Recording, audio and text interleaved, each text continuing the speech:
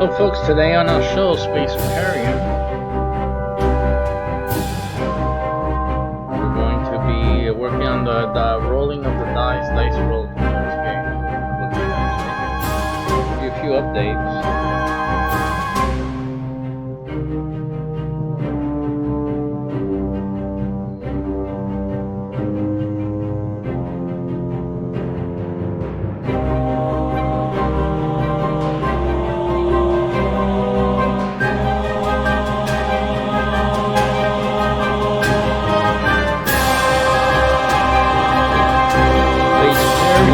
If you are not trying to get into this now, you're really going to miss another great opportunity.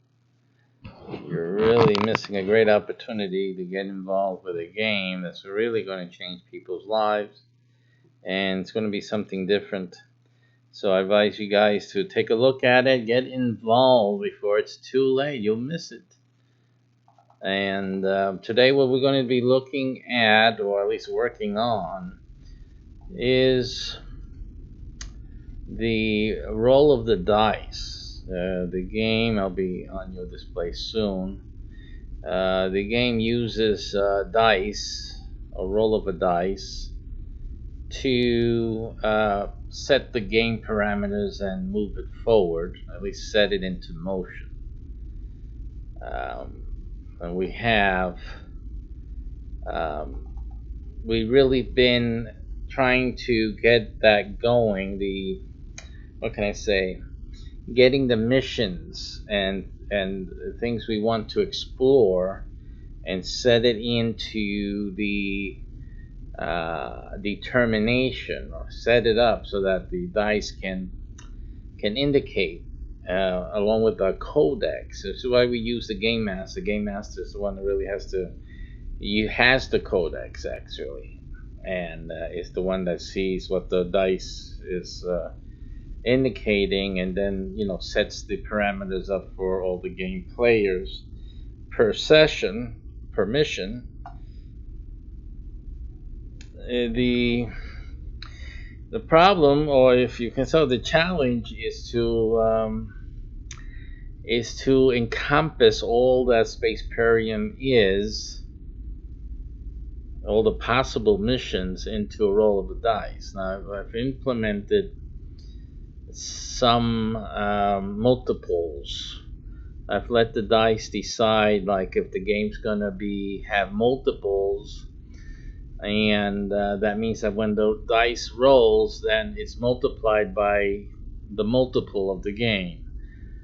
We've been able to bump up the game missions to about, like, I think it was 1296, 1296 missions and whatnot. So far, I mean, there's ways of increasing that even further using the 3 dice. But the issue is making everything sensible. It gets what I've been experiencing so far is that sometimes it gets difficult to have an indication for the game and the mission. And those who have been watching these developments from long ago, as we started, that I've separated each 3 categories with the 3 dice, so that the 3 die, once we are in the game, the 3 die refer to different things.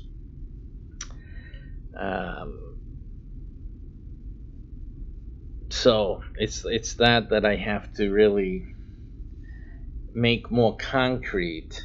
At least it looks like, what it looks like in my head, at least in my mind, is that the game is going to need a few phases during the mission, and so in other words, to be able to change up the meaning or the references that are created by the roll of the dice. There are times where I can see the roll of the dice should occur every few minutes in the game. Then there's games that it shouldn't, right? So certain games where it's just this is what we have to do, and then we just go through uh, the uh, the guideline or the outline of the steps 1 through 10 or whatever it is. You don't really need the dice to roll again to do anything. The dice rolling would be an interruption in that process, and it's not always appropriate. So we have to create a way, the game mechanics itself, to make certain missions dice or die dependent, and others just let it set by the dice, but that's it, nothing else. Maybe a final dice roll to determine some outcomes and whatnot, but these are the things. So we're having some clutter in our system here, as I know. Let me check you guys out on Facebook. At least I can see what's going on there. I've been noticing that this restream makes more than one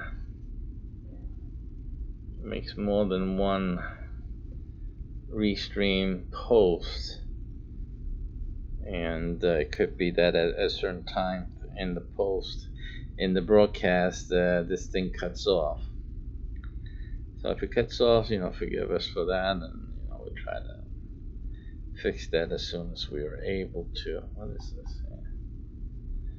What is that?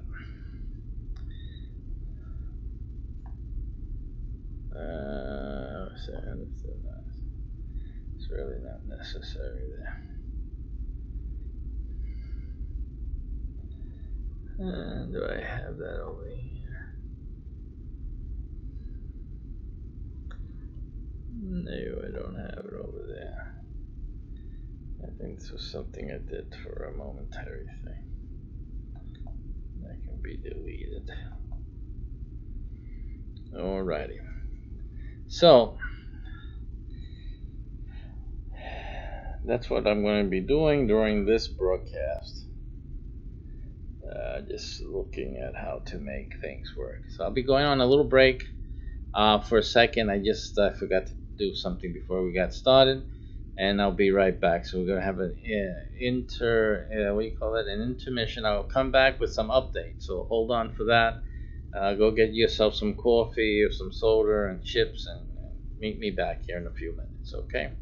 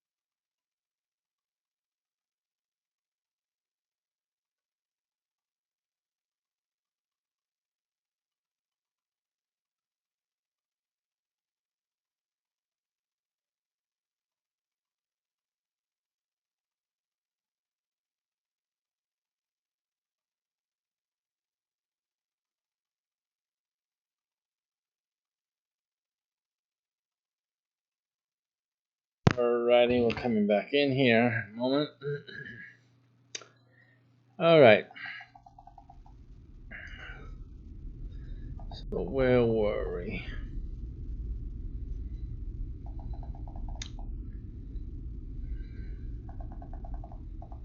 His Imperial Majesty. Yeah, I'm trying to do that. That's something I was experimenting with.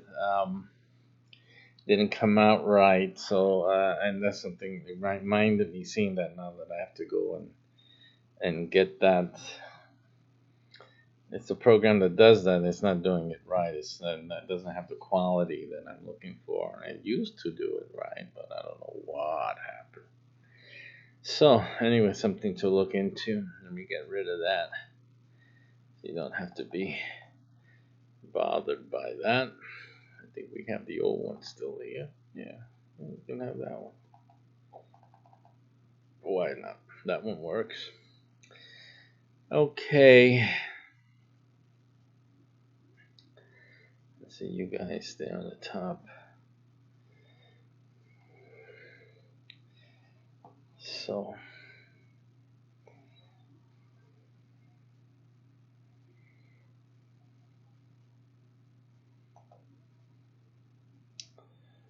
let's see here. I'm just looking to see if the live show shows up on on this YouTube channel at all. We have a YouTube channel, PlayPayBox.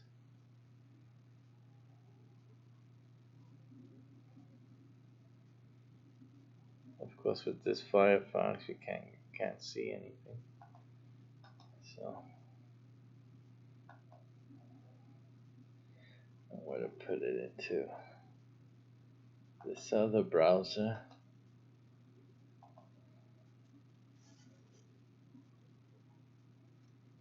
And yeah, so we have the live now indicator. And so the live now indicator is on.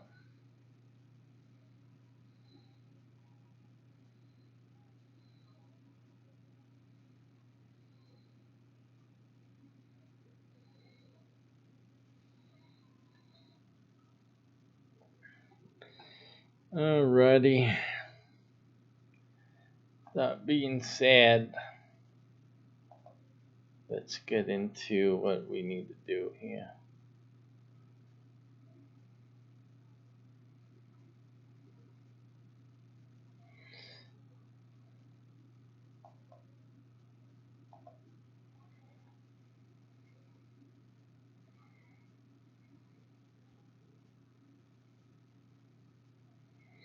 Before I do that, I'm going to check some email.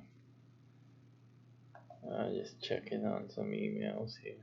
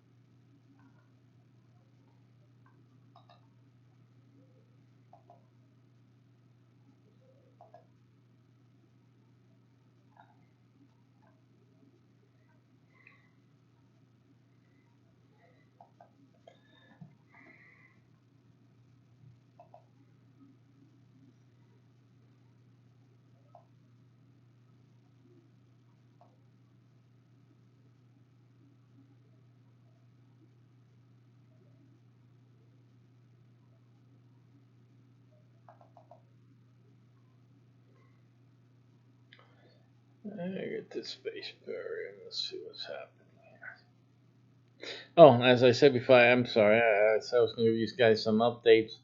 The updates are that we're getting the ships going. Orlando is getting ready to start. I believe tomorrow is the first meeting of the early staffing or crew members of that ship. So they're getting started. People are getting started with this program and game.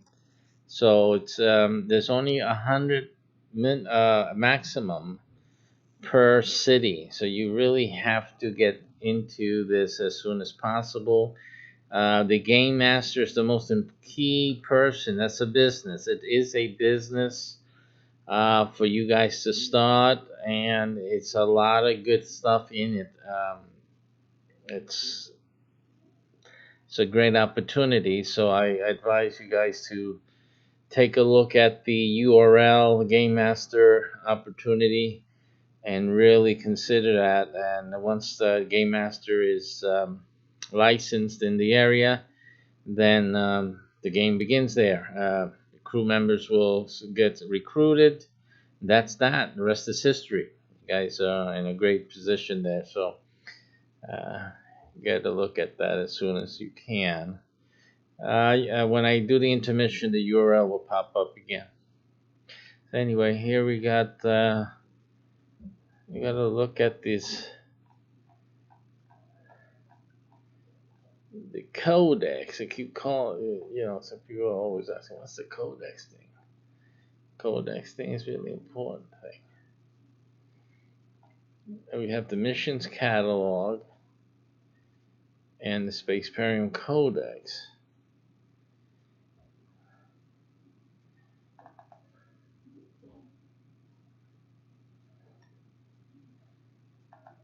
And oh, that's the wrong one. Spaceparium Codex. What we're looking for. Right. I'm gonna put this up here because otherwise it's trying to make heads and tails. So my original concept was to have the die indicate a mission type and then have the subsystem or action indicated by the second position die. And then the third position die was the result. Now, is the result or action. So obviously, if it's at the beginning of the game, it would give the action that had to be taken. But then also, if it was in the middle of the game or after an action is taken and processed by the respective member or crew member, then the subsequent roll of the dice, they would, I guess, only focus on the third to have the result, and the result would be one of 6 possible outcomes, except, of course, where the game has the multiple. So then when the game has the multiple, it becomes the multiple. The highest multiple on a 6 number die would be 6, obviously. So 6 times 6 would be, then you have at least 36 possible outcomes if the multiple is 6.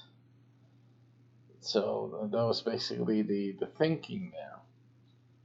Now, it doesn't mean that all different 36 different outcomes. It just means that any number, you can have as many repeated outcomes. Let's say like death can be repeated, 5, 6 times or more in a 36 set of outcomes.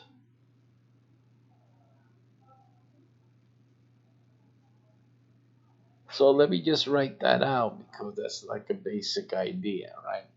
So since we're using multiples can be used. Let us then go with multiples.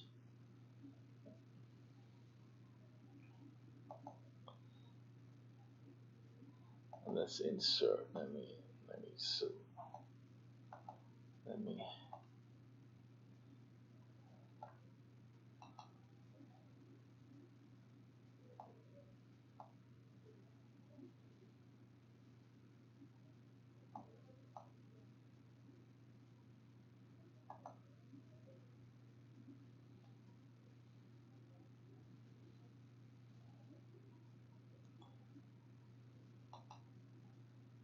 Let me delete this row.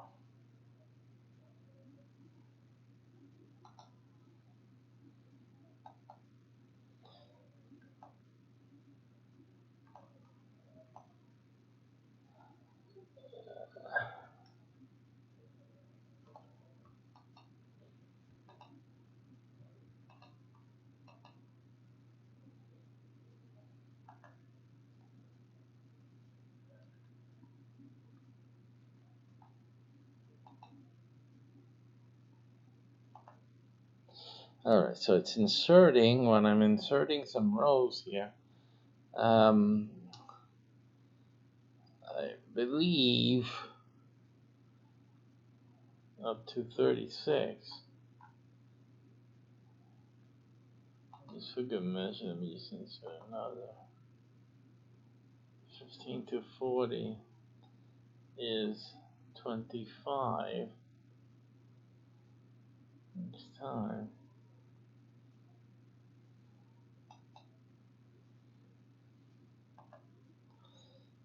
Okay, I'm going to show you the game screen basic.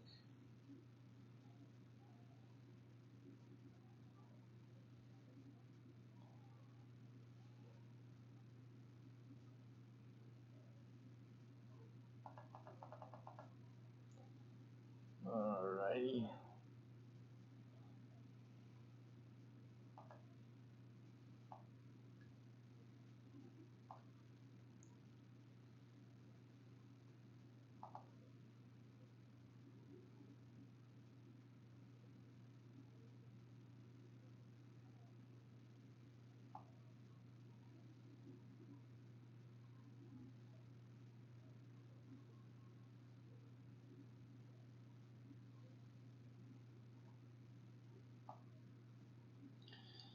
So we got about 142 here in total so far on how we've inserted the rows.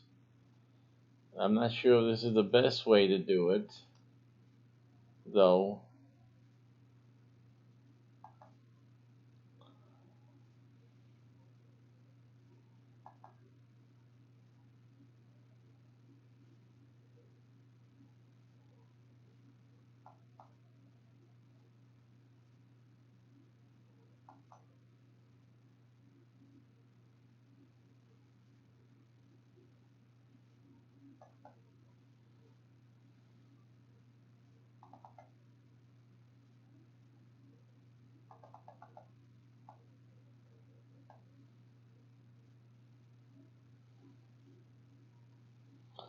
Alrighty, so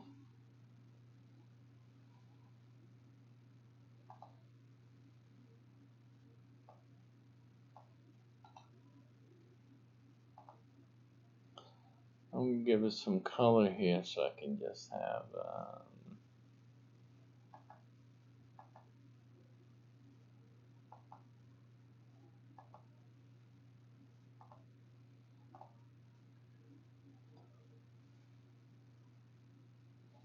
so the idea was when the dice were rolled or is rolled, the first die would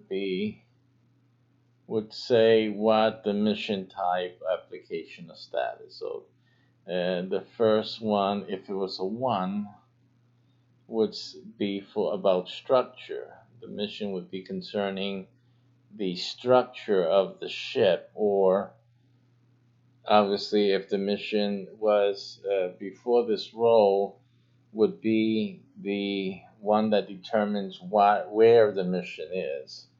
Let me see if I can get that one up here. That's another sheet I have.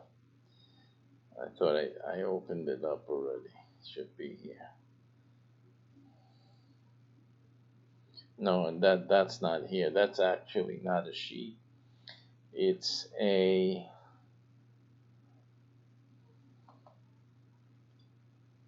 it's a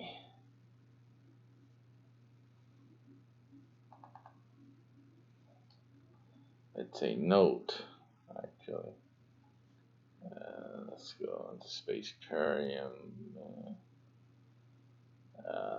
It's called Startup. Space Aquarium Startups. There you go, right here. And this is the process that the game takes.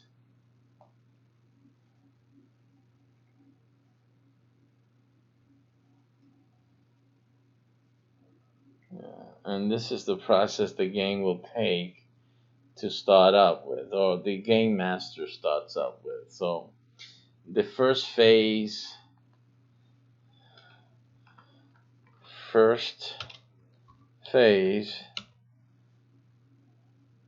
is the mission definition phase.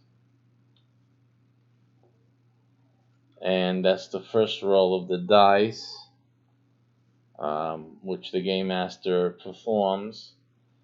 And that defines the dice rules. That sets the dice rules for the game session.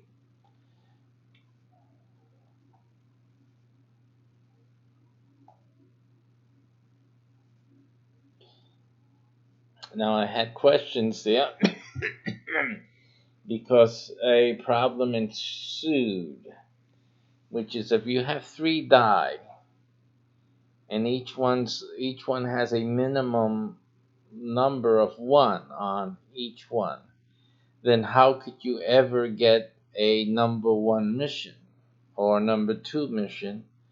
Because it would be impossible, given that the lowest number on any die is 1, and then there's 3 dice being rolled, right? So the lowest possible number would be a 3, not a 1, right? So that was you can't force a 1 to be all 3 ones and a 2 to be all 3 twos, because obviously it gets out of hand. It becomes stupid. For that matter of fact, how do you then get a 3? It just says less than a 3, but a 3 would be a 1s all across, which, you know, would be more difficult to achieve. And for that matter, like a 4 would be very difficult, but more possible, right?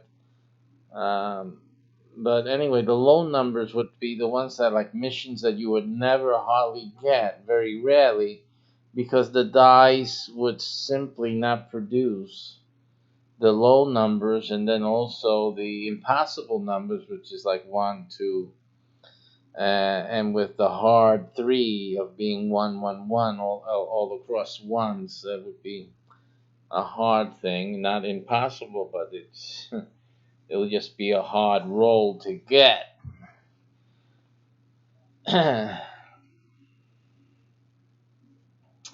So it said here that I answered that by saying that we start the first roll for die 1 only.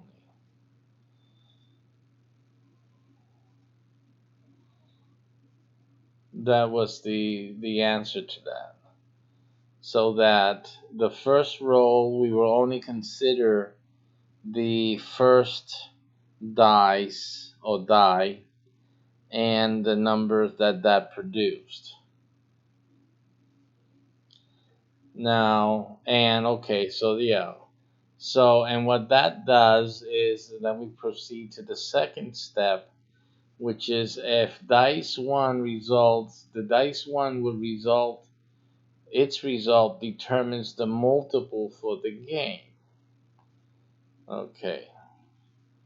And then dice 2, so let's say the first die was a 1, will that determine that a 1 would be applied to all the dice when it's rolled in that game for the whole game,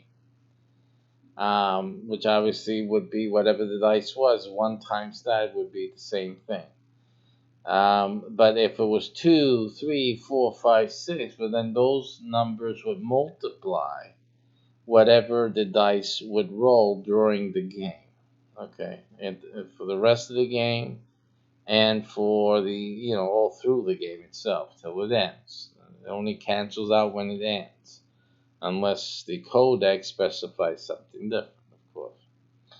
So then dice 1 will result in the multiple for the game, and then dice 2 would determine the general dice mode, which is that if the second die was an odd number, then the dice would be added. The dice would be added, one with the other. And that would be used in certain gameplay. We said, what's the total? The total would be the addition of each die to the other, which means that whatever the multiple is happens first. So let's say it was multiple by 5. So each die would be multiplied by 5 and then added one with the other. Okay, so there will be addition between the die. That's basically what it means. Is if the second die was an odd number, any odd number, then the dies would be added after the multiplication, after the multiple is applied. If it was an even number, 2, 4, and 6, then the die would be multiplied. So in the case that we have 5 times, let's say all of them were 2, so then it's 5 times 2 was the first die, 5 times 2 the second, 5 times 2 the third. Then after 5 times 2 would be 10, so it would be 10 times 10 times 10, and that would be a resulting figuration or result that would, then the game master will look into the codi or the codex to determine then what does that mean. Well, how do we apply that to the game? So these are the differences that we have. If it was just if the second die was an odd number, then they would be added to 5 times 2, 5 times 2, 5 times 2, the multiple being applied first, then it would be 10 plus 10 plus 10. So then you would come out with 30. So that would be the way that the early phases of the game sets up those results, from the get-go. So that's what's happening there. It expands the game because, of course, if we have the 10 times 10 times 10, and that's not the highest number, but it's just the one 5 times 2, and it could be 5 times 6 is 30, then it's 30 times 30 times 30, right? Which would be 10 times 3 would be 900 times 3 would be like 2,700. So we would have 2,700 possible results, outcomes for that possible scenario. It gets pretty complicated. There's a lot involved there. So that's again these phases and these rules only come in once we have the multiples. If we don't have it, then we don't use it. Simply as the game develops and as we develop further, we then introduce these other uh, phase conditions that preset the availability of outcomes and scenarios as the game grows and as these things become available. Because in the beginning, we're not going to have no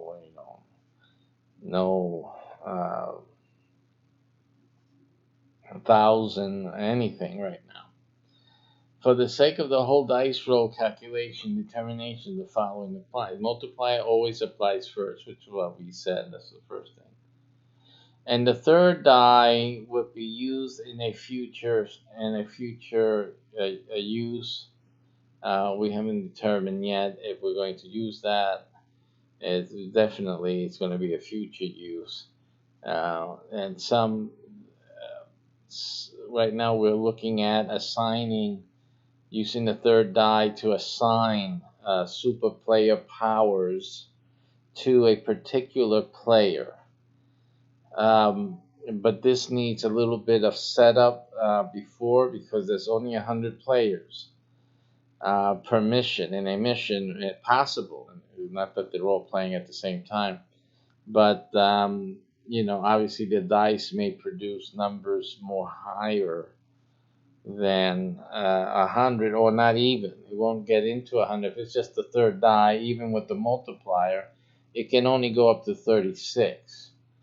So, if we are assigning players based on that number, then how do we get up to 100? Now, it's possible for us to use the total dice output, and in that case, let's say it was the 5x2s, and again, if it's only addition, you have a limit of 30. If you have if we have the multiplication, then you have 1,000, which is farther way higher than 100. So again, that doesn't work in that sense. So these are the issues that we have to look into in terms of determining what to do there. Now, so for the first roll of the die, we set up how the dice are going to be interpreted. Basically, it's dice interpretation. It's a game mechanic. The game mechanics for that mission are determined with the first roll of the dice. Now having that established, now we have the second roll of the dice, which I say up to here it has up to 216 possibilities, and we decided that would decide the number of the mission. However, right, so 6 times 6 times 6. So the 6 times 6 times 6 supposedly is the 216. That's the 216 number. 6 times 6 is 36. Times 6 would be, it comes out to 216. Now, and again, that's without the multiplier. But we had already said that the multiplier would take effect from the first time, from the first dice roll onward. The problem with that is the one I already expressed, that we may not have 1,296 missions available. But when we do have it, then we can do that. So I presume that the first phase of mission development will only be for 216. Now, we have to have 216 missions. And then to have any of the multiples, we have to really just develop the other 12, get up to 1296 to enable the multiple, to allow the multiples to carry into the second phase. It's just that we have to just do it that way to get things started. We do have enough. I mean, I have here, where's the catalog? The catalog. I have a catalog here. Where is that thing? It's oh, here it is. Yeah, this is the catalog. As you can see, the catalog, we have about 1,153 missions so far. Again, these are just names of places right now. And there's some intermixed with some other areas right now. So, but these places, these are actual missions that occur on Earth at those places, and they can correspond to a space-based origin as well, named after the Earth space or the Earth reality. So that's like a secondary reality that we can always add, and just to add it and to extend the gameplay. So that's what we're looking at there.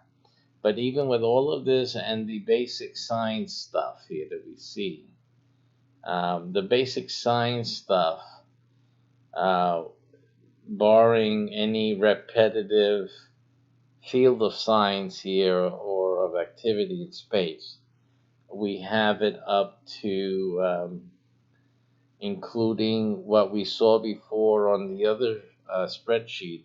It's here, as you can see, this part, structure, ALMA, AI, power life. That's what we were looking at before. I put it in here because, again, we're still formulating this. And so it gets up to about 89 missions, just like authentic science type missions, spaceship type missions, and whatnot. But and then the rest is location based, geo based type of missions. The problem that what's happening, the game is geo based, so there is reason to have geo locations. The problem is that not always the way we have the it's like it's a different animal, like having, like, let's say here we have Detroit here. Some missions are like in space, let's say the moon, and then using the dice to determine what the mission subsystem is going to be, like you saw in the other sheet. So let's look at that sheet. If we have the subsystem, and let's say it's like the air conditioners on the ship, air conditioning. Let's just say air conditioning. It's a subsystem of a ship. It can be used as a subsystem on a colony, But the problem comes that if the dice selected Detroit,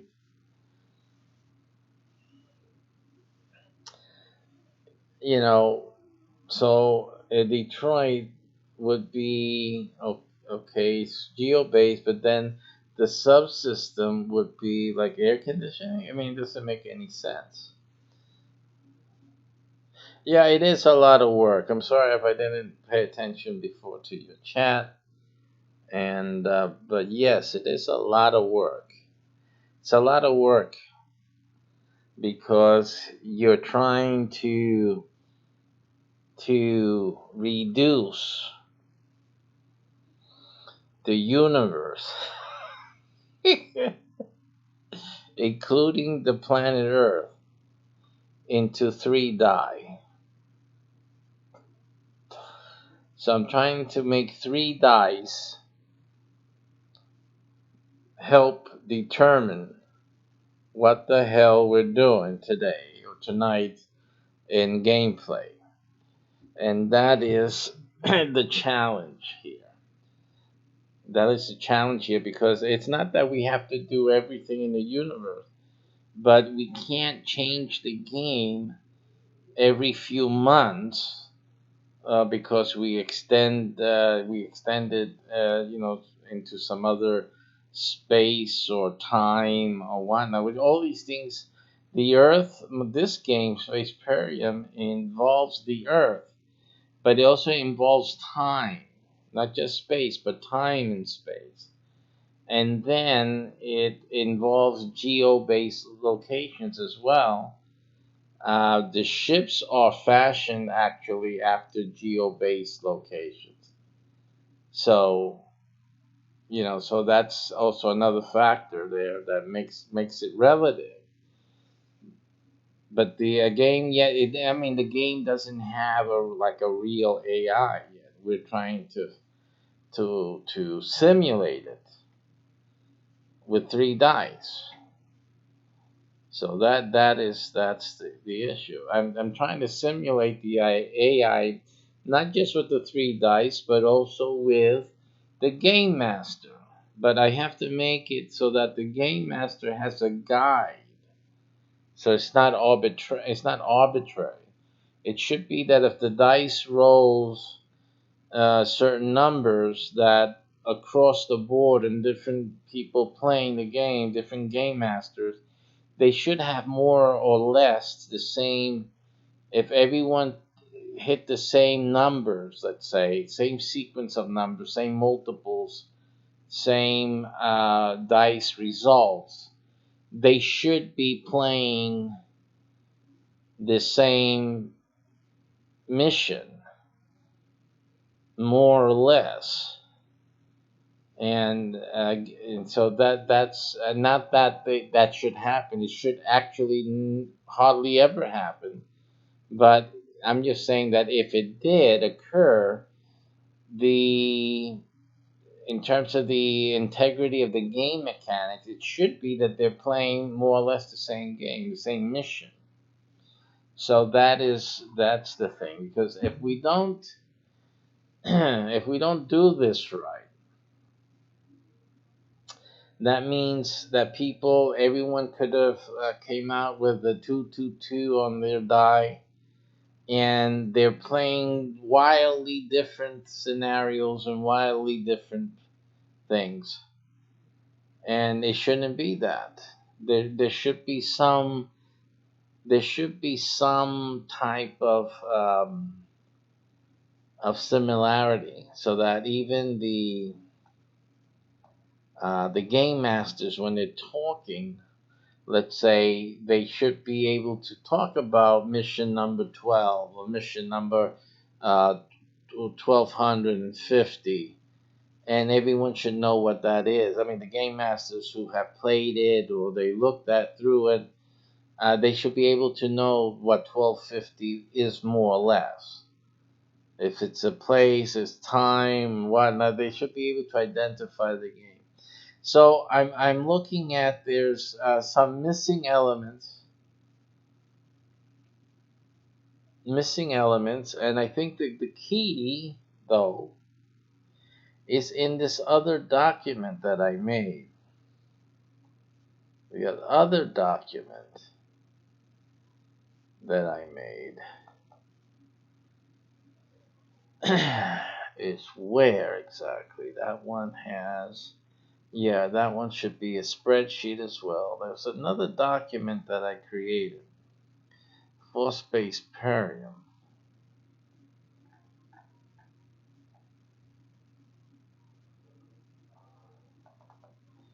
that dictates. This is called the play modes. Don't worry about it, bro. Don't worry about it. I'm thinking it through. I just need to think this through. It's not always I'm able to think things through, and that's the reason that it is. So here we have the space period play modes.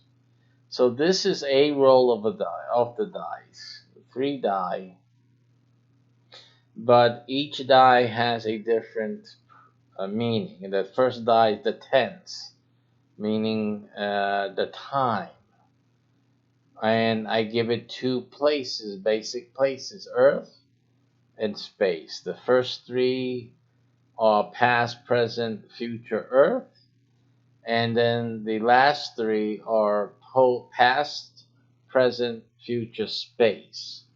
So the first die would tell the game master and game players, for that matter, where and what time are we playing. Then the second die, having been rolled already, would tell us the theme. So we can be in the past, in space, having to do with UFOs, for example, or a place or an event, right? Or doing research, etc. The topic. So that's how that would work together. Or it could be a future space on a certain topic event. So it kind of like starts setting the frame of mind, and for the game master, the way the game is to be interpreted, it gives them at least that frame to follow. And then the third die would be the mission in particular, generally, which would be a building construction journey. That would be travel, navigation. Exploration means it's we're exploring something specific. If it was an event in the past in space, then it would be a past space event that the team would be exploring. So that's the way that would be. It would be in almost like an interpretation of what the die is indicating. You have colonization, which brings in some interesting possibilities. If you have past Earth, right, a UFO as the theme, and then colonization, that would be an interesting mission because it explores the possibility of the Earth being colonized in the past. Again, the Spaceperium ships have the ability to travel through time and space. So this presents interesting possibilities there. Again, it doesn't have to be that. It could be it could be researching or studying and trying to find possible colonies or alien colonies that were seeded by UFOs that came to the Earth in the past or crashed. That's it within the scope of possibility. So, but again, this is something that would be up to the game master to determine at that point. So I'm looking at, is this, in regards to the other stuff we're looking, is this a possible way? It's a simpler way because it doesn't have all the it would need, if we play according to the play mode, then a lot of this other stuff becomes a little bit unnecessary or diversionary and sometimes inapplicative. Because if you have to past Earth, like we did here, if the play mode was past Earth, UFO, and colonization, then how would, as we did the example before, air conditioner come into play with the structure? So that's the kind of thing. It seems like I like the way this works. I like the way this brings up possibilities. But then we don't have the preciseness that this gives. So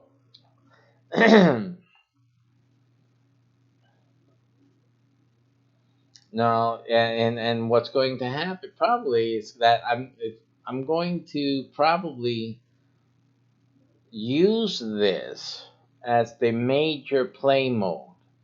So this could be the major play mode, and then some of these modes and conditions, I'll probably put a symbol on them or something like that, which will indicate that it requires now this role.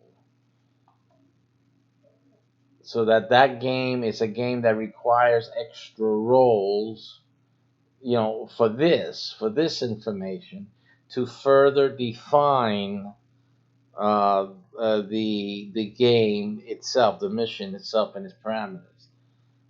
One application of that would be, let's say, for example, present space.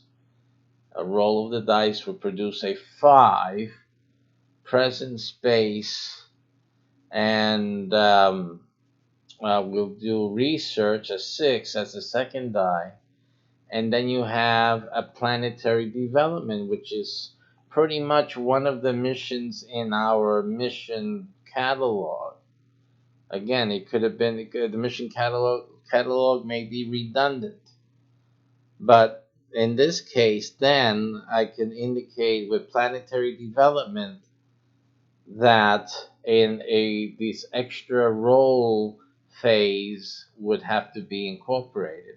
So now with the planetary development, now we can then roll for these situations, the structure issue, the artificial intelligence issue, power, lives, weapons issues, relation with Earth, communications, political, civil, authority, operation issues, human facts, So then we can then further specify more of the game missions parameters for certain types of missions here. And it could be just the mission, regardless of the theme or the tense.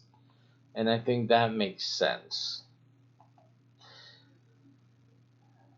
So these are things that I'm going to have to think more about. Because what I'm looking at is I'm afraid of just, I think maybe 6, although the 6 is pretty much comprehensive. I mean, you're either building or you have a journey, is just journeying, or you're exploring something specific, or you're colonizing in space, or you're developing a planet in space, or you're doing a military operation. I mean, what else is there to do? So I'm pretty much with the mission with those 6 is pretty much comprehensive.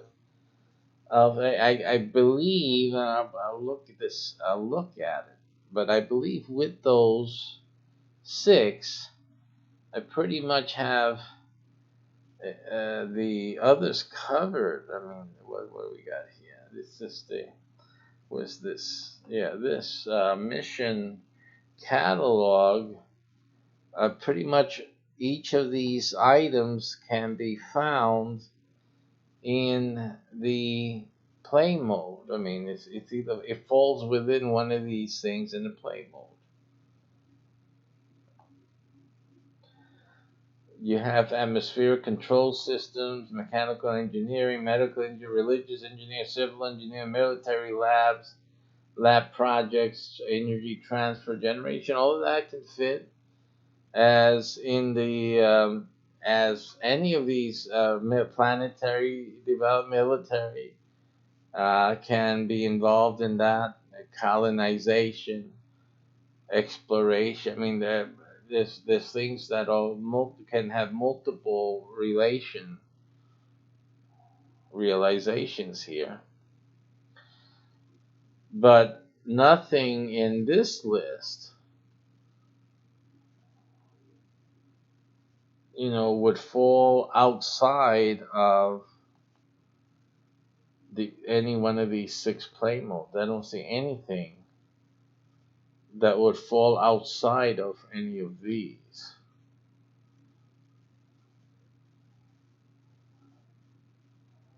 So, and this is not something, it's not like thinking that I can do or anyone can do really on a broadcast. It's not, I'm not trying, I would just want to sit here and look at this and work it over in my mind. And this doesn't make for a good show, of course. But you can codify it as the thinker. I can sit here thinking like this. So that's something for people to look at.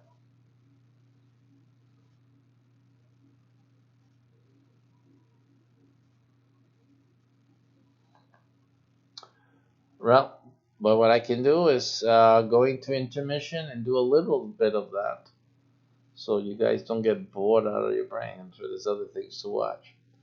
But in any case, let's go into intermission. I will sit here and think and come back when I got something to say. Take care. This is the URL, by the way, that you guys need to check out. Only 100 players per city. Make sure you're one of them. And if I were you, I would make sure I was the game master. So check it out.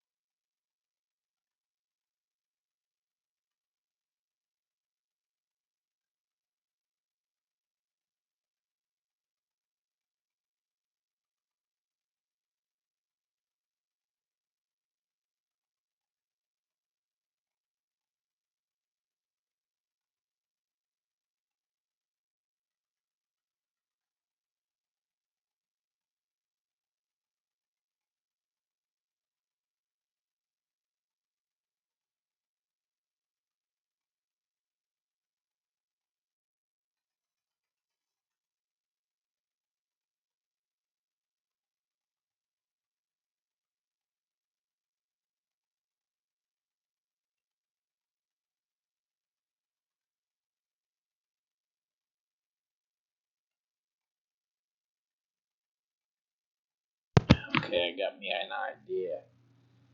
Just thought up of an idea. And let me get on here. That should work.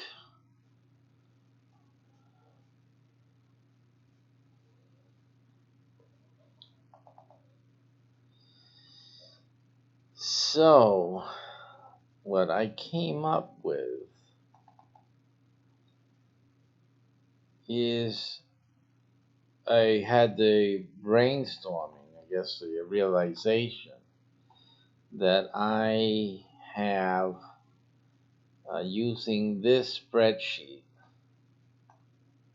Like I said, it was an early development of mine um, to do the Space Perium play modes that made sense to me.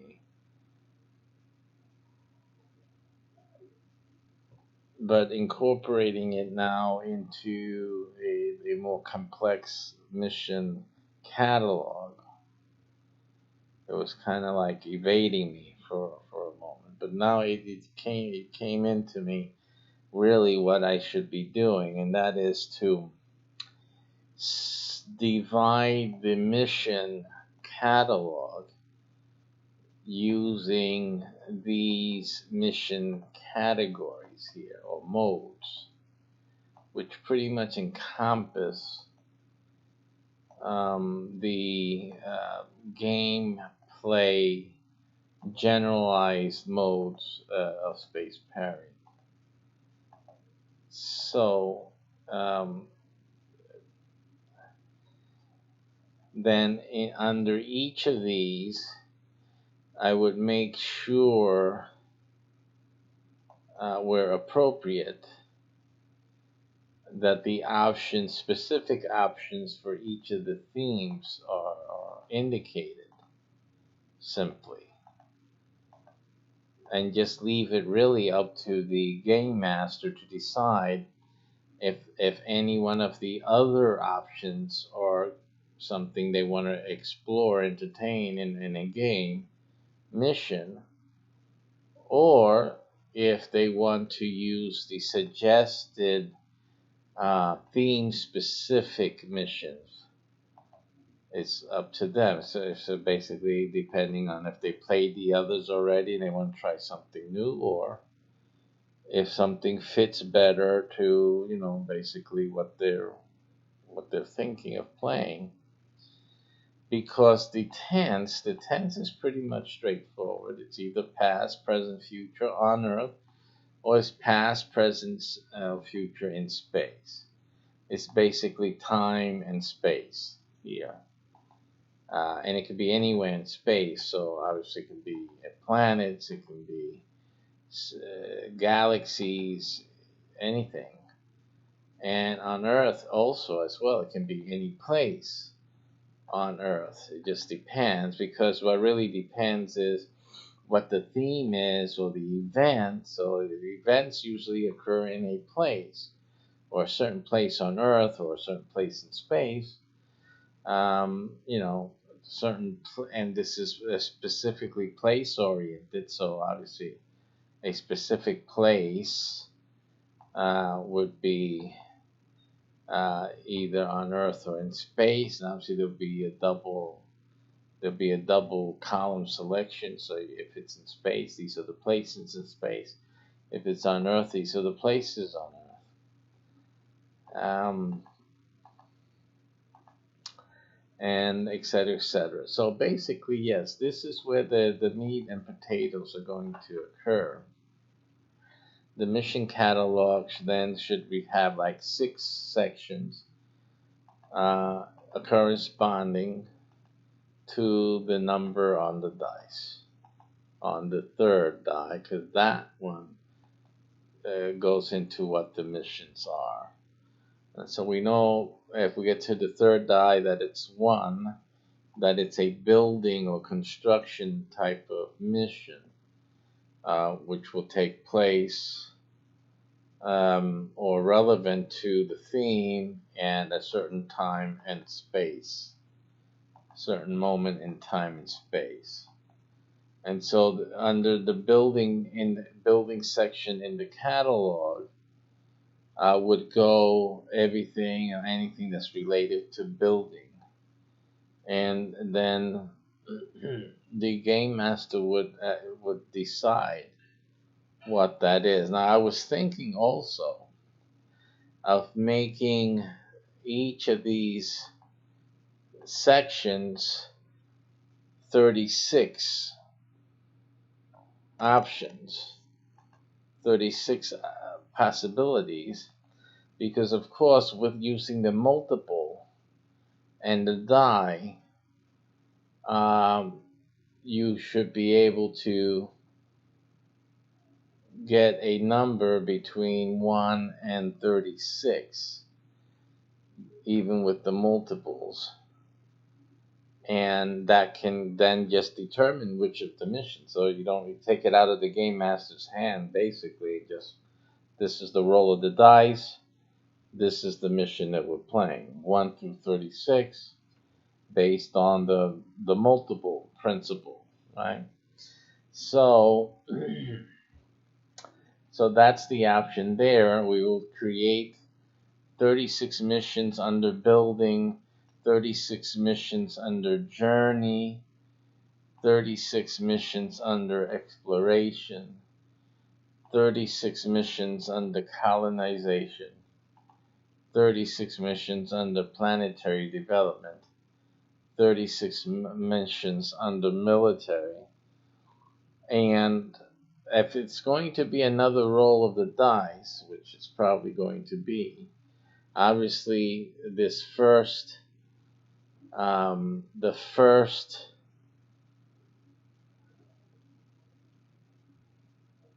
we can have up to what we were saying here now. Now, this number comes into play of the 216 missions, which with using the multiples would come up to 1296. So now we can have, as Space Perium grows, 1296 missions under the building, under the journey, under the exploration. So I think this makes sense. As we start filling out the missions, we'll go from 1 dice and then to 2 dice or the 3, and up to from 216 up through the 1296. So now the 216 came from the 6 times 6 times 6, thus using the 3 dice. Thus using the 3 dice, multiplying the 3 dice. Right, alone. So that would be the first multiplier. In other words, 1, simply, without a multiplier. But then, if we apply the multiplier, then we get into that issue where it will be 36 times 36 times 36, the potential range of outcomes. And then that's where you get your 1296. So you have to have that. But so obviously our first job is to populate each of these play modes with 36 missions. That's basically what we have to do now. That's the next step. That's what's missing. So the missing part was to put in this area. This is what was missing. See, something was missing here, and now we found what it was. It's before this step, after the multiple is set, was to roll the dice for the play modes. And after the dice is rolled for the play mode, and that's what we're going to put here, play mode roll phase. And then we do that, That determines the time and space. It determines the theme, and then and then we go into, and it determines which mission type we're going to have. Then, play mission role determines.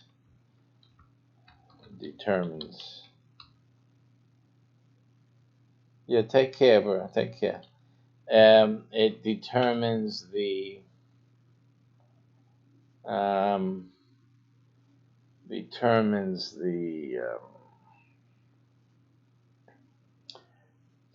play mode. Play mode determines the time and space. Time space plus theme plus mission category.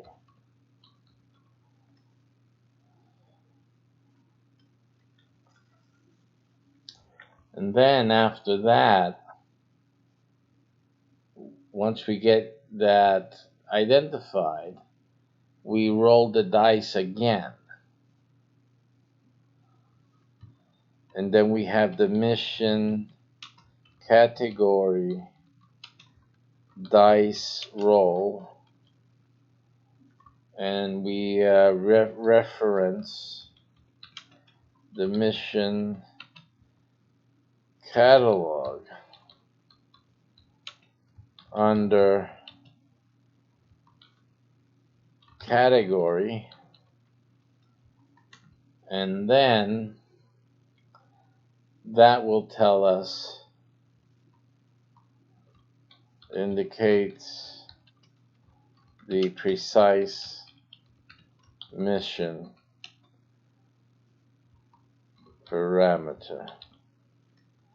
And again, we're using the parameters because we can then extend, if we run out of the ways the mission can be expressed, the parameters are the ones we saw here in the other chart. I mean, the original chart here where we have the catalog. No, not that one. We were looking for this one here. So we can have the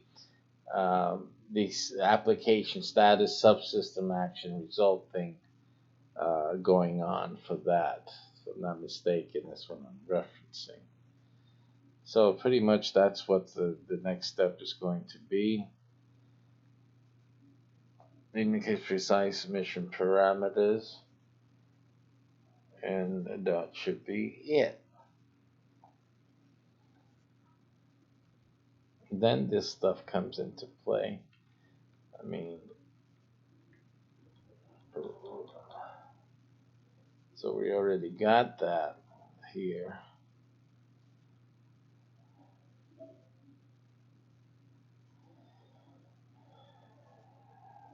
And this becomes now replaced because I had the third role as the determinant play mode, but that didn't make sense. The play mode had to be done first, and then now the missions come under that. So basically, it was the thinking. See, it wasn't right. When I did this first, this note here, I had already done the play mode. The play mode chart was the first thing I did in trying to make sense of Space Parry and game mechanics. This turns out to was the best thing and the most correct thing. Later on, I developed the catalog. I was trying to develop the codex.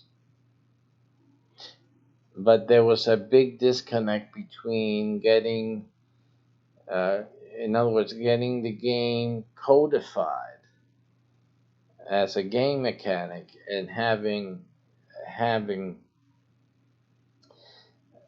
connectivity to the dice. making it make sense, making the dice act more like an AI or a system, coherent for guidance. But all that was needed was the proper placement of the play mode in the proper position before all this other stuff came in, because that other stuff really just makes this great. It has a lot of game mechanics there and gameplay, but there was no way to connect it. It was disjointed from its proper location and procedure within the game. Now it makes sense. Now this game goes from a starting up, determining its parameters, and it grows. Each roll of the dice defines the game mission more precisely, and until we have everything in place, and then the mission begins. So that's basically where what we've accomplished right now is very good. I feel great. I feel great because this I've been stuck with this for a while, and getting back to it every once in a while. This interplay here. I was always adding stuff and looking and thinking about how does this fit in. I know we need it. I know this is part of space and exploration and development and all that. But how is it going to fit into how are we going to get this connected to a sensible way of playing the game and getting going? And so now we've pretty much did the right thing with that. So that's pretty good. I'm going to save that and just um, minimize that for now. What we're going to do is I'm going to add in the 6 categories, the main categories, and we're going to add that into the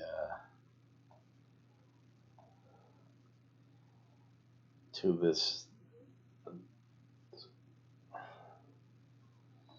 to the catalog.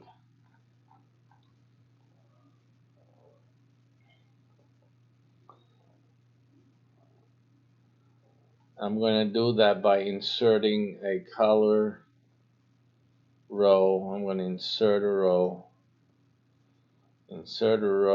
and we'll insert and make a color. I would probably just do blue here. See, I would always do red. I will always fall back to reds, but this will be. I'll just name that Mission 1, and we'll make that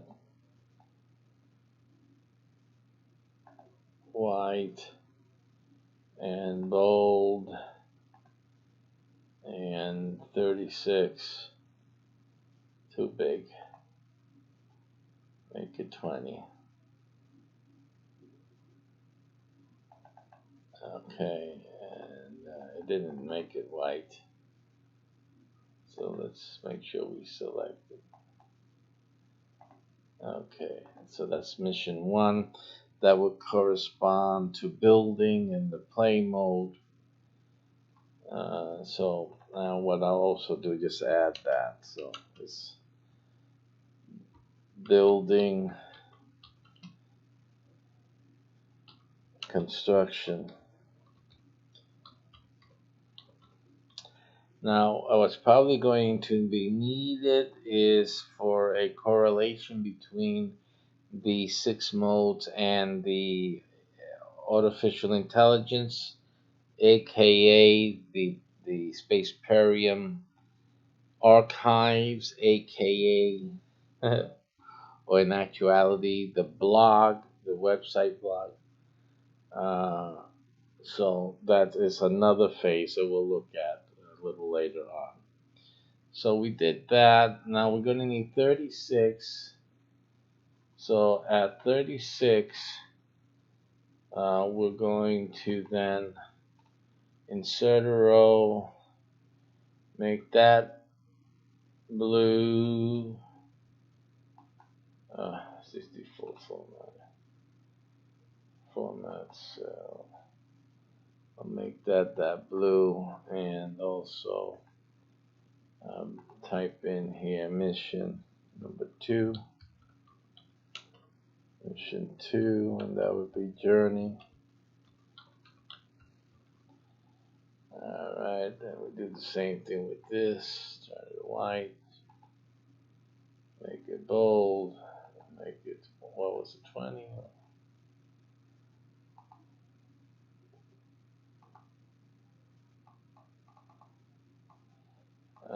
For some reason, this doesn't stay white. It usually, when you select a color, usually would stay that color. But it didn't do it that time.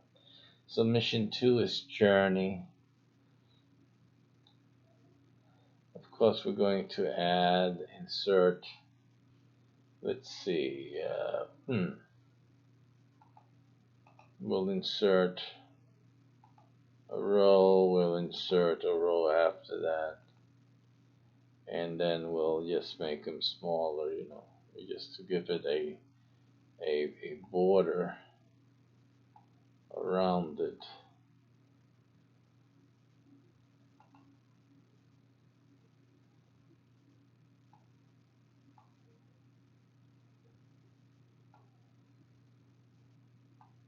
Okay, so that's mission 2, journey, and then 36 from that is a 72.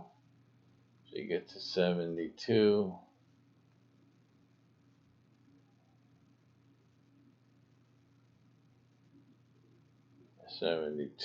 And then we can insert a row, insert a row again, and again, that's so that we can have the buffer here in either case, and make that blue.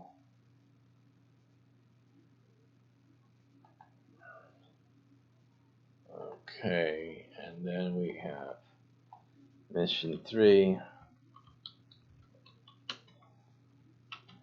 and that would be exploration. Exploration again, make that white, and it's already not the white there, so I'm just going to press it here. And again, what we do here is to reduce, just to give it a little margin. I don't want it to give that whole big row, or to be that whole big row actually. I do this. Okay, so mission 3, exploration. We're going to have issues with this because, of course, 36 from here is 98. Sorry, no, 108. 108, so that would be here.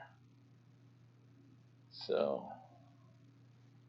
we'll insert row, insert row,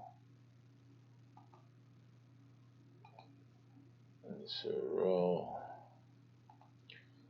and we'll put in there mission number 4, right? Number 4 is colonization. Colonization.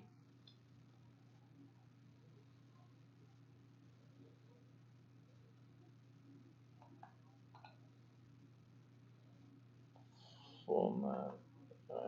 Go the color again. Do that.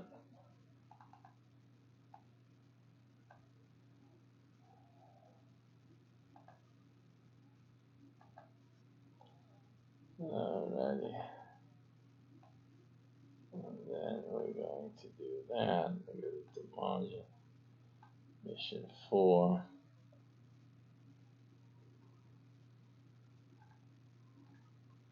So obviously the stuff in the middle is going to be rearranged and changed But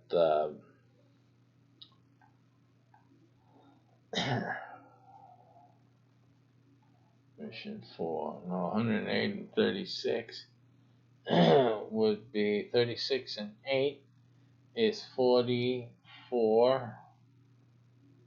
Am I right? Wait a minute. Yeah, 44 and 144. So that's the next one. 144 is 36 away from that one. 36 and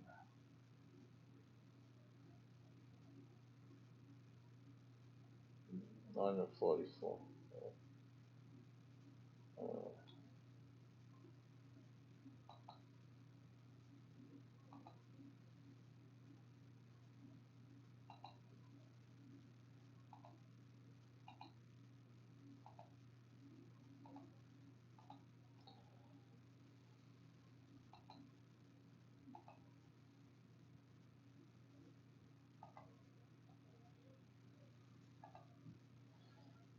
All right. Mission 5, which is planetary development.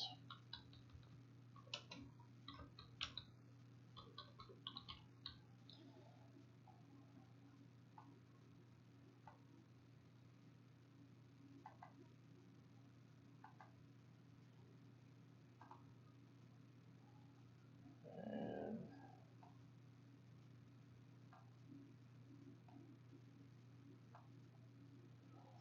so that's planetary development. 36 from 144 is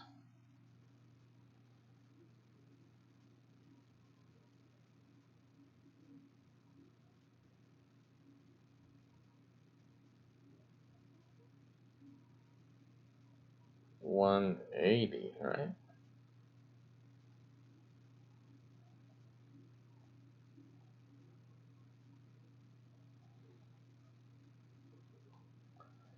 $180.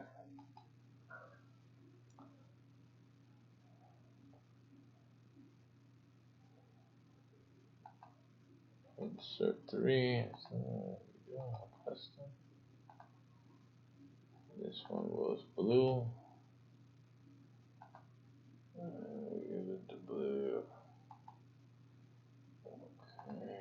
And then we have here mission 6. And that is military. Now, in the first phases of our game, we will not have the military component. At this point, it's only more research than anything else, getting ready. The military is another branch. Everyone playing now are not in the military,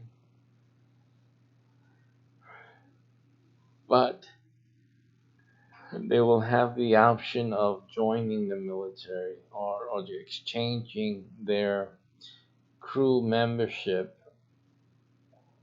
to a military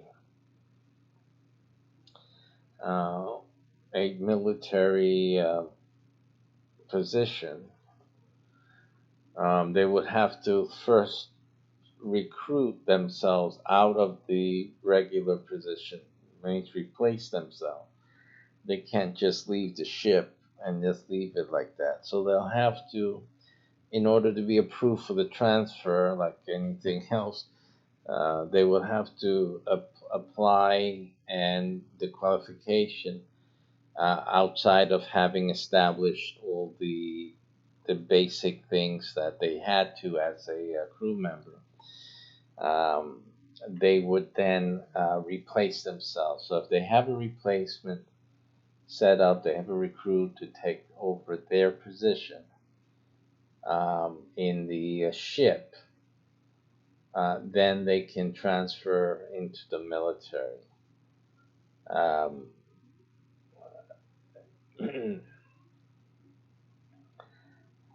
so that's going to happen down the road. Not everyone needs to do that, but I know there's players that will start with us in the regular ships and will want to join the military ranks. It gets at the military. The difference is in the LARPs, because when you go out, when you're going out, you will have military type LARPs as opposed to the regular LARPs that are mostly like the game is in terms of planetary development, missions of exploration, of research, of even construction and other things, survival, etc., etc. The military will have actual military type of LARPs, military operations, training camps, and things of that nature. So that's the difference. Those people who like action and whatnot, and that's the thing. You want to go there. Those LARPs will be exciting because we're adding or we're adding or that's amazing. We're adding what is called um, special effects. So they will have special effects added and to their experience, and quite fascinating. So those are going to be exciting encounters. Uh, and they'll either be using a proxy software meaning some third-party software for training, military video game training, whatnot, until the video game is ready. So, and then they'll have that. But um,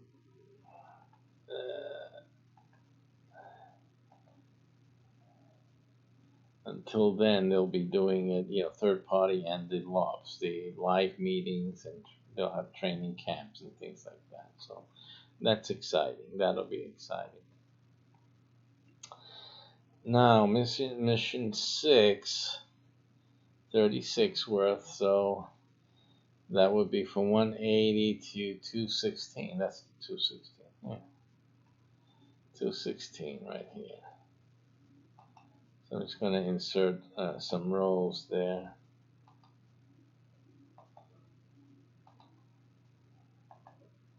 That red there's just my bad counting from before. So this is basically, I'll put in a blue here as well. It's a cutoff of it, maybe a black. We'll do a black there just to indicate that that's the end, really. Okay. So, as you can see, we have a whole lot more places, but again, these places can be done through, yet if anyone gets the place type of thing, I mean, if we want to do it with the dice, we simply make it a dice roll, a roll of the dice, and that's that. And that will determine what place it is. So that's not an issue. It's not a problem. It's just, it will just be what it is. It's simple like that. I think the order is what's more important. We can always have all of these places which have a promotional reason for being there. So yeah, we'll want to have that in our games. Let's go to intermission. Need to take a break. I'll be right back.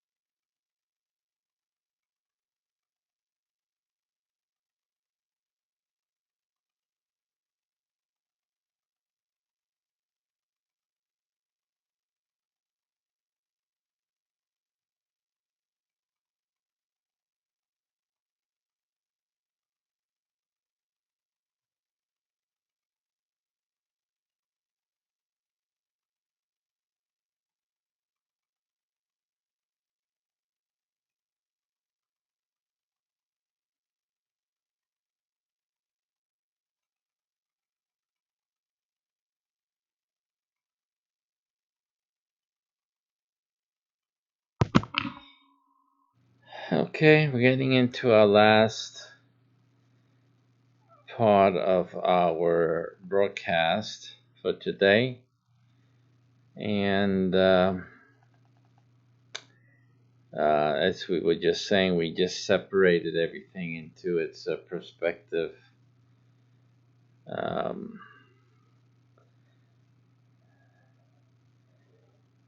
its perspective categories. Now everything's making sense. Just during the break, it came to mind as well how to process each step, each phase, and obviously when the game is on, it has its procession. It has its launch. I mean, a game doesn't happen like you're in space unless it's a continuation of a previous mission. But um,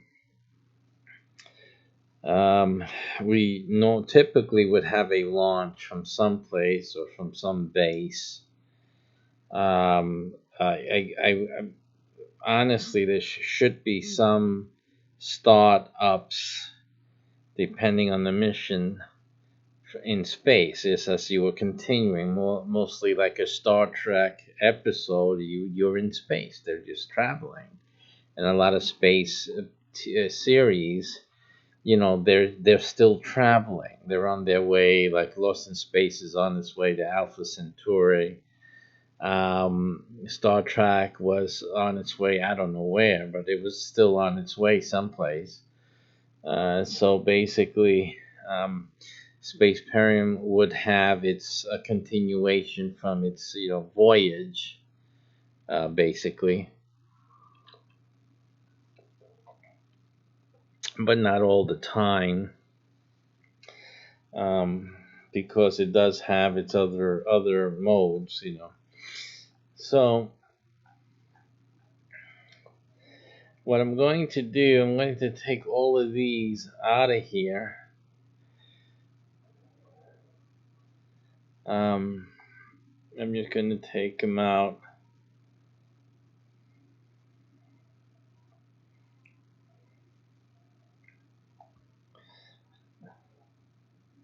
Oh, that's too much I did here. So let me just.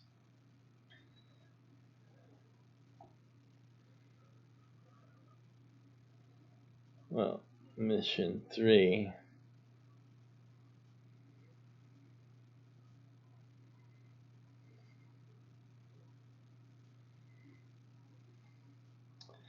I'm trying to see what's the best way. I guess the best way is just to, let's see if I can get away with it.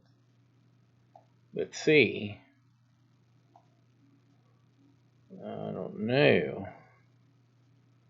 Let's see if I can get away with it, and that is to insert some columns. No.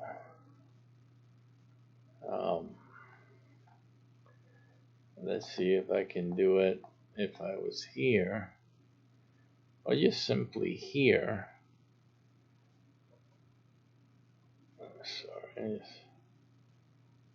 Sorry. Okay, so can I insert columns here? Insert. It says sales. And so I'm going to shift the entire column. And say yes. Okay.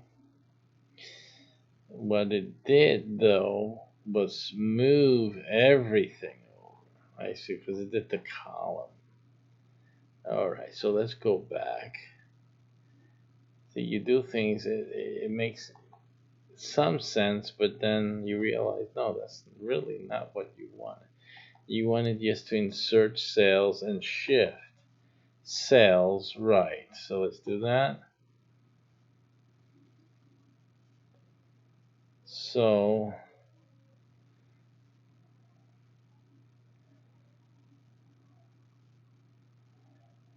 something happened, right?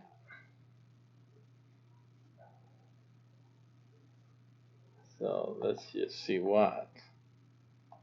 Yeah, it shifted right. The numbers are now in the smaller B here. Right. And however, it did shift everything over though, didn't it? See, like all the names are now shifted over, but not all the numbers, so that don't make any sense. How did that happen?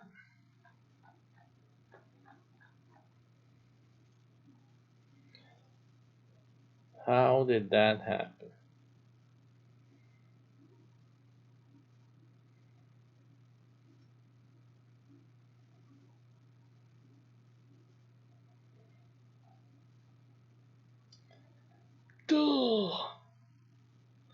All right, so yeah, I got the titles out here. Now this is here shipbuilding. Yeah, it's in D now. C is big, B is small, so it's A. I shifted everything over, I guess, once. The contents, it looks like, was shifted, but not the sales. The contents shifted, right? And then it added sales only in the specified area. Everything else shifted one over. Um, so I presume I can continue doing that same thing. And just let me just take that whole thing and just do it all across the board.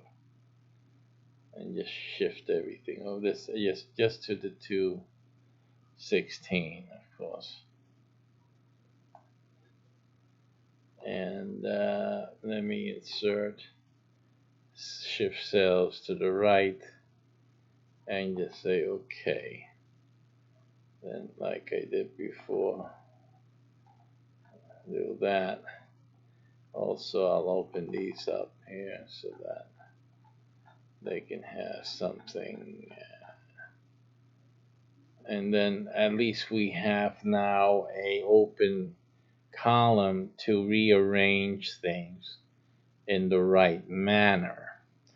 Now, mission 1 is building and construction. Um, I believe that we can always have the shipbuilding as mission 1 is building the ship, and that could be just a basic has to be done type of thing. Shipbuilding is like the first mission anyone's going to do, mandated, right? So shipbuilding, and this is another way to handle also um, um, to handle what do you call it? Um, to handle the small number 1, or like here we have 0 there. Is there a mission number 0? You wouldn't make sense necessarily.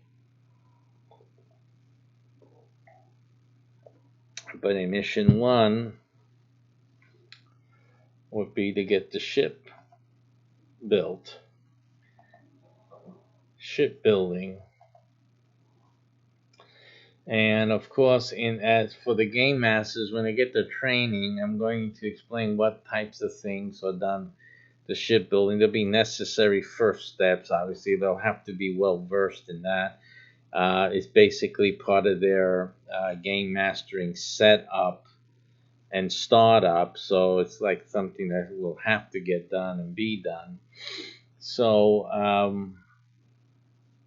that can be like they have to get their ship built.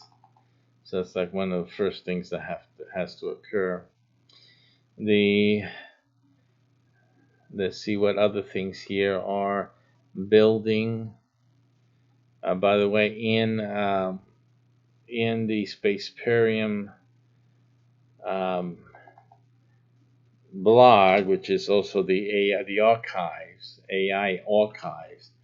Um, it has a category called architecture, space architecture, etc. So all of that type of missions will go into this area.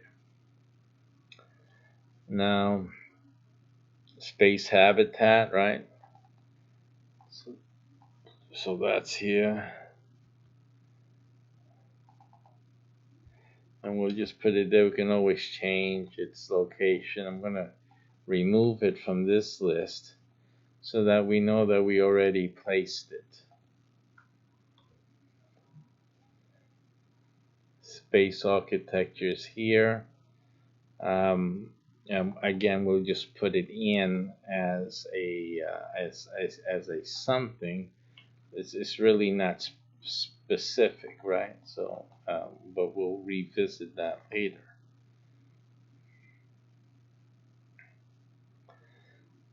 Space settlement. Is that building construction? I guess so. And the problem with that also that I wouldn't have any other category that it'll fit. So that is also another concern.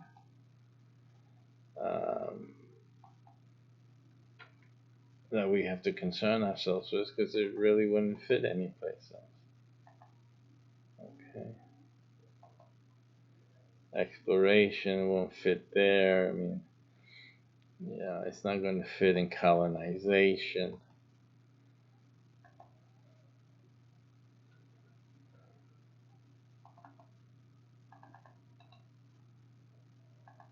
So these are the things that we gotta look into.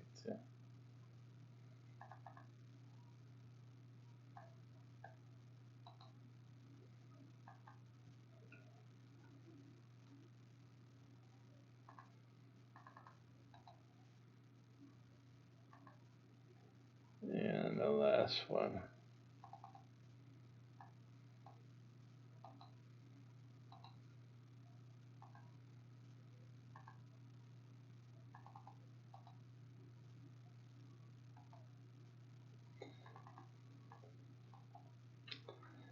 Okay.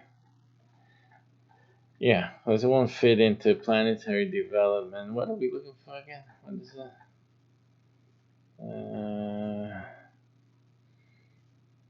I don't get it. It was space settlement.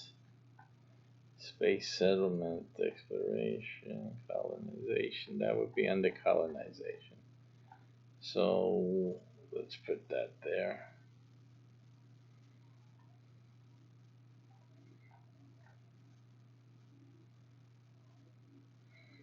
Now this is under colonization, right? So yeah, well, let's do this one first. I don't know why I skipped it. This is spaceship-based colonization. And we go into colonization and we place it there.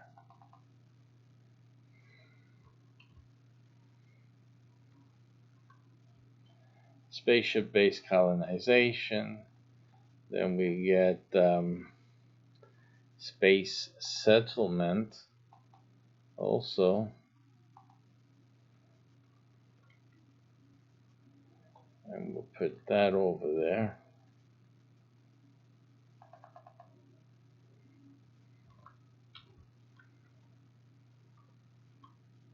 Space settlement.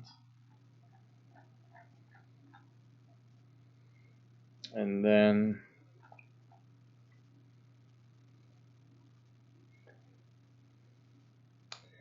now it says Earth-based flight training. Where would that go?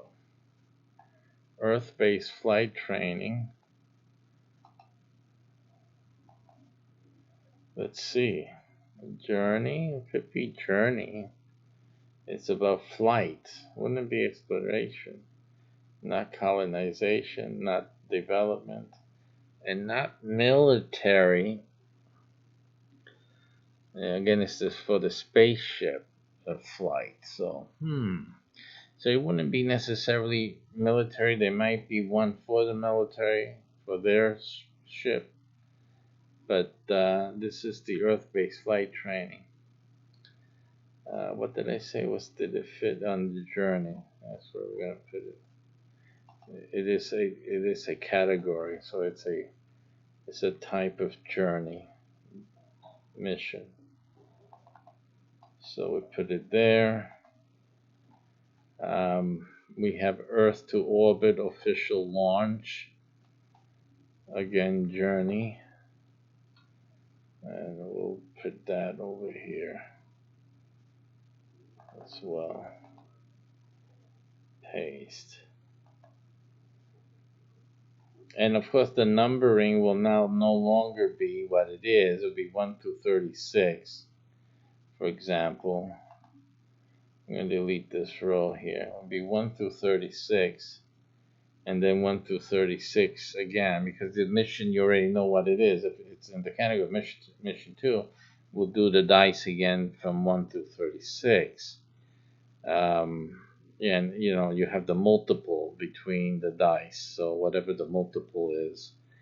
And of course, if it's 3 ones, 1 by 1 by 1, it'll be number 1.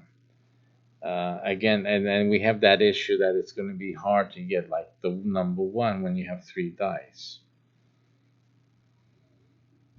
So that's like a thing that I have to resolve.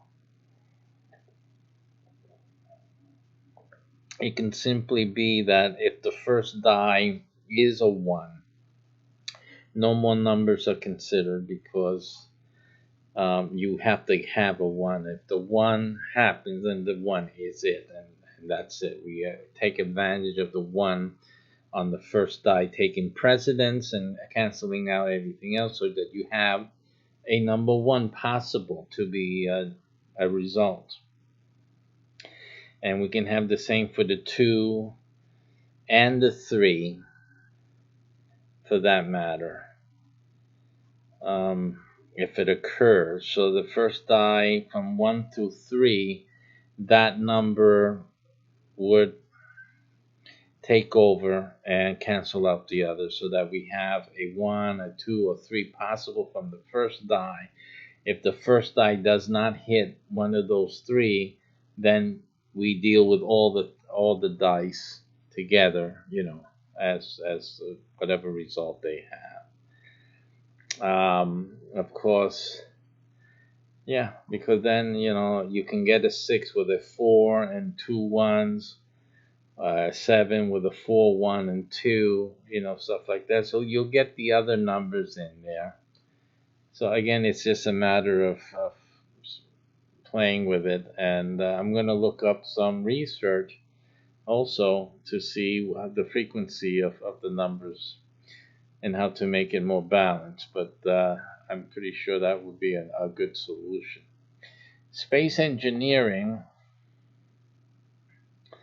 is how to make things in space, so that's part of building. Copy, and we'll put that right across here. Communications is anything to do with communications.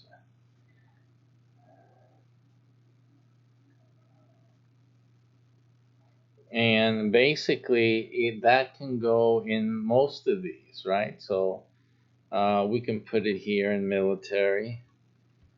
We can put it in planetary development, because there would be something involved with that. We can put it here in colonization, having to do with that. We can do it in exploration, communications, yes. And in journey, yeah. And in building, construction, communications, yes. So this one has more application possibilities than most of the others, I guess. Artificial intelligence. This things having to do with the AI.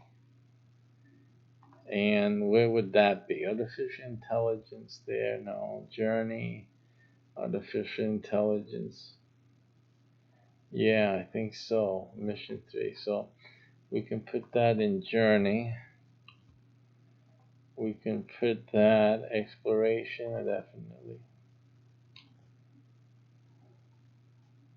And colonization, yes, the role of the AI in colonies. Interesting.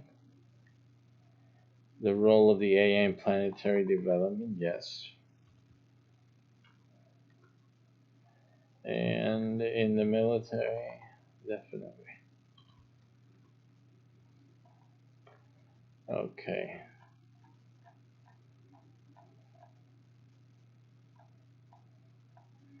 In building, construction, architecture, not really. The AI wouldn't be. Build your own things.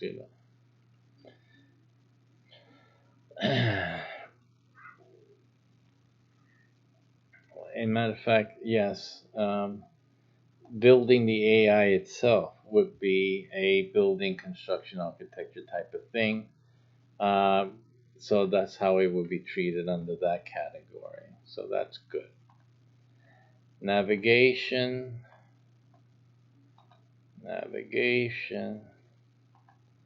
would be put in journey. Would be put on exploration. Under exploration. Colonization, navigation, colonization. It could be, yes, finding part of Spaceperium is finding the geo alternatives in space to geo-based reality. So yeah, it could be that indeed. So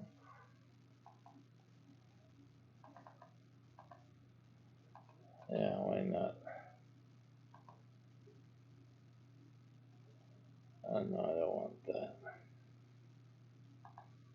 Alright, so we'll get to there. Alright, what's next here? Navigation, we already did that. We didn't erase it, was it?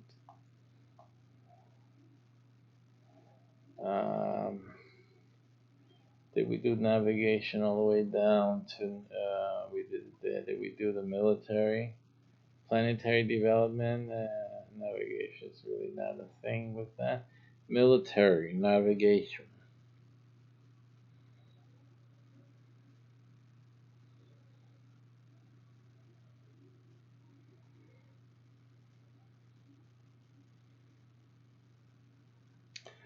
Yeah, you can make something from that navigation.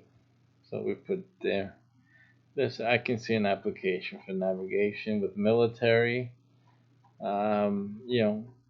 Having the crew go from point A to point B and establish some military routes and defenses and things like that. We can get very busy with stuff like that. Humanity or things related to human beings. I think mostly this would apply to journey, humanity during the journey, humanity issues, exploration as well. That would be of concern during exploratory missions. Colonization, absolutely. And planetary development, absolutely, as well. And military, not necessarily. So we won't have that in the military. Military, get in, bomb the hell out of them, and get out. Space survival would have to do with construction as well. Let me just erase this here. Survival, journey. Well, you're journeying through space. Exploration, while you're exploring in space. Colonization, absolutely, while you're trying to survive on a planet. Colony, and that also would be starship, or what do you call that? The station type of survival. Planetary development, absolutely. And you see that it works together with the category. Military, what was that? Survival? Yeah. Survival. Military. Okay, so we were making headway here, which I'm very happy about. Science. What does science mean? It means that the mission will research science that's related to the mission category. In this sense, building, construction, architecture. So it would be a stronger science-oriented mission when it hits that one. And journey, science, and journey. I guess so. Whatever. That's like a big category, a big mission segment. So exploration, science, sure. Colonization. It's pretty much sciences involved with colonizing and planet development, of course, and military science. Be interesting.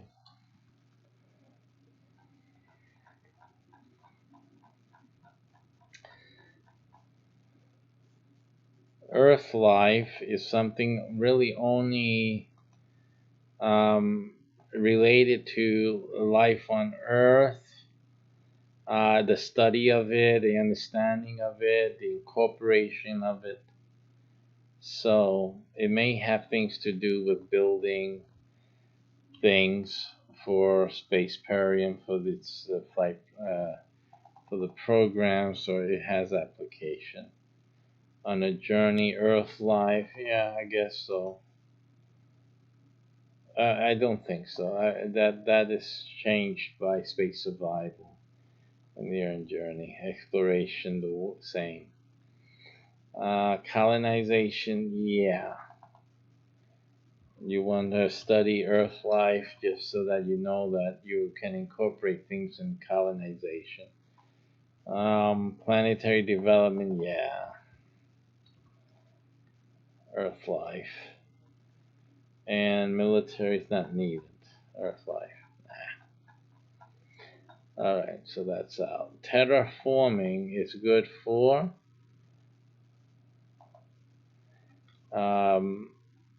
planetary development.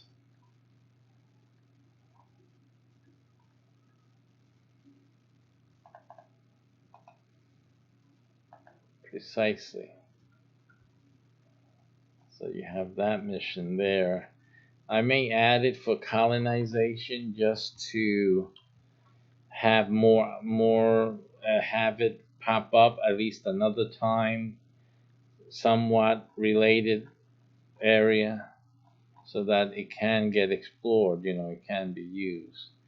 Ship design, ship construction, both of these guys are for our first mission type.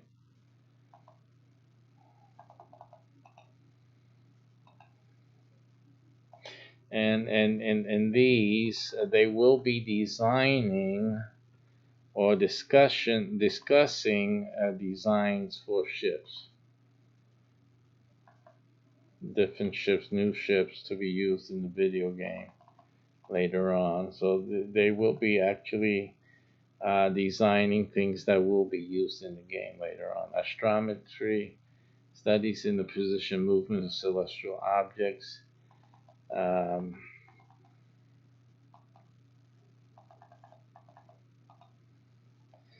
So that would be in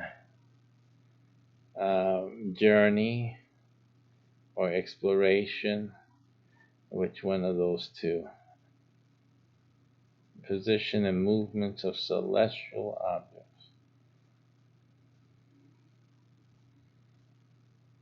That would be in the exploration.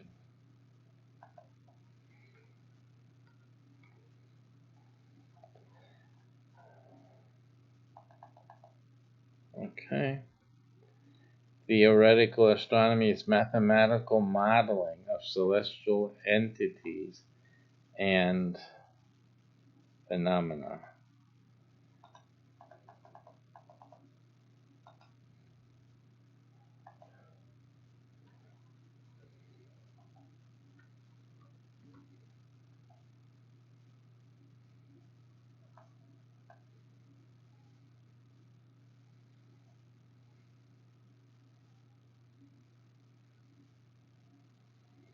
They could be under journey, let's see, exploration.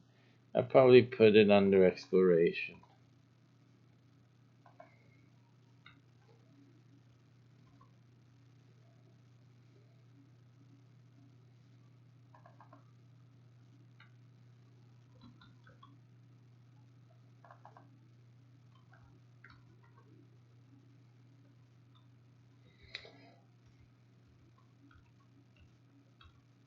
I'm just going to get these big boxes and just make them small with Z's.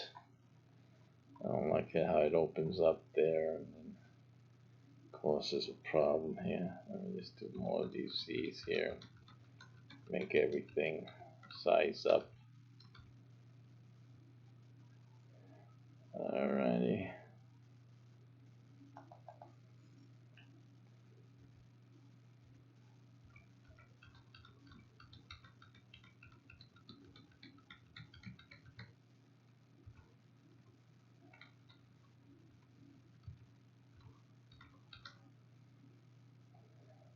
Do that, and looks like it needs something in there so I can conform the size to something.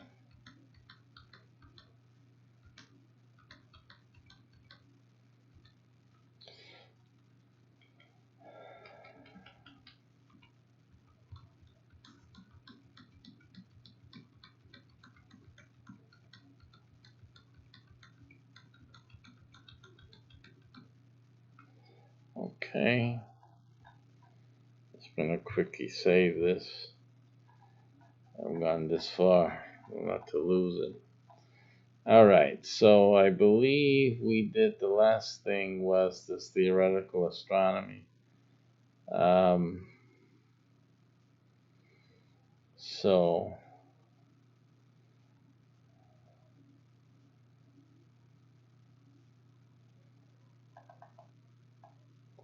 I'm just going to make this a smaller type, just so that it fits in there comfortably. And we need to read it. Okay, and let's see, what time do I have here? Time check. Let's see, that thing is not. Where's the time check here? It's 11:10. All right, so I'm gonna be closing up shop here. You pretty much know what we have. I've just give it the summation of what we've been doing.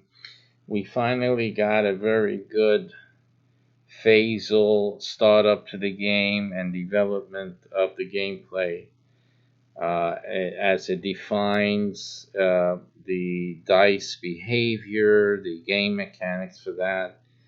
The subsequent roll of the dice is defining the play mode, and now the subsequent roll of the dice is specifying within the category that was selected in the previous phase, play mode phase roll. Now we go to the dice specifying exactly which mission within the category we're going to play. Again, a 1 to 36 until we develop more, we get more specialized, more detailed, and that could be in a few years easily before we begin to apply the multiple rule to this phase of the rolled dice roll. and then obviously this each of these categories will blow up with even more 216, if not more, uh, and up to I think the 1200 and what was it, 96 or 1200 and something um, possible uh, specific missions that would be within the scope of even each of these mission types. So that's a lot. That's a lot. So I think again we'll look more into that, and we'll specify the number of possible mission scenarios that this system that I'm developed here will be indicating and make available to players.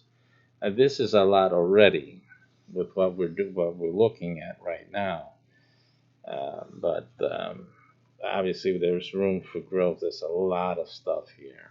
It's like as it should be. All right, and I find this more fascinating than just the regular coding for the video game. The video games are always going to be more limited actually than this phase of the game. This phase of the game is more vibrant and more opportunities here for variety than the game itself is going to have in the video game when it's done, because that has a very different limit. It has a limit, and then again, I suppose that given the amount of time we have, we could possibly. I'm getting this idea from the consoles, from the gaming consoles, because one thing, like when you're playing, we have PlayStations here for years. Never had the Xbox, but the PlayStation, some of the games, it connects to a server. I think the Xbox does that too. I think they use other people's Xboxes to host the games in, and then actually you're playing with each other on the game. I'm not sure if the PlayStation ever did something like that, but they have. I know they have servers, main servers that serve up games and different places in the world. And so my thinking, what I'm thinking about is as we develop the video game, we can like develop the different servers so that the servers would like the universe, the servers would be different time and space locations, and actually different servers would be different times and places. So instead of all the servers serving the same mission types, each server would be a different time, space, and time, space, and mission category dedicated to a different mission category within the time and space. I think within that, so at least 6 different servers, and I think that it's interesting. I think that would be make it very very dynamic, except for the possible what do you call it, slowing down, I guess, because I know they do the different servers to ease the traffic, I'm thinking. But with all the high-speed internet, and especially by then, I don't think there should be a problem of us running different servers, different places of the world that are in fact different places in the Spaceparium universe. So that's my idea. So I'm probably not the only one who's thought about that, and obviously it's going to be done by somebody if it hasn't been already. I wouldn't know, but I think that's a way of us to develop this game and have a powerful I should it emulates the universe. It emulates the world at least. Um, and since the our space parent universe is an emulation of the world, an expansion of the world into space, it makes sense that you if you go into, like, let's say, Russian space, actual Russian space, in space perium in the future, there's a space area in the universe and space that is, been mainly Russian colonies and whatnot. So it makes sense that on here in the space period, Earth universe and connectivity with our computers, that if we go into Russian space, or we actually go into the Russian server, you get the idea. And now the same thing with American. If we go into, like, American controlled spaces in space and time, then you should be accessing the American server, and that's what's housed in the American server. Russian stuff is in the Russian server, and Hillary Clinton's emails are on that server. I had to stick that in. Oh man! All right, I had enough fun for today. All right, so that'll be it, guys. Listen, just again another advisement that there's only going to be 100 players in each city that will be able to play this game, and that's a very small number. How many people live in your city? Well, that's the whole city where I live. Duh. Okay, well, that's you. I got stuck with the guy who lives in a city of 100 people. But for you rest of the people in the rest of the world out there, 100 people is nothing. Uh, and this game is humongous. This game is going to be it's a humongous endeavor, and only 100. Those 100 people are going to be like the lucky ones that are going to be playing this game. But the most lucky of them all, and it's not luck, it's really smart, and it's smart money, is the game master. There's only one game master per city, and he's the commander of the ship. So I'm gonna tell you well, I'm sorry, one game master per zip code actually. And there's a game master per zip code. He's the commander of that zonal ship. But there is one for the city, and he's the commander for that ship. Again, each ship only has 100 players, so that's the limit there. So I advise you to go and check it out and be the game master. So that's my suggestion. I'm just being a friend. You'll love me in the end. Yeah, that's the best one to do, is to do. That's the only way to be a commander, by the way. And that's what smart money will do. Okay, so look at that. The URL is right here at the end of this program. Let's see you guys next time, wherever the Lord permits, and my back and everything else. And so we'll see you guys another time. Take care, and I'll see you next time.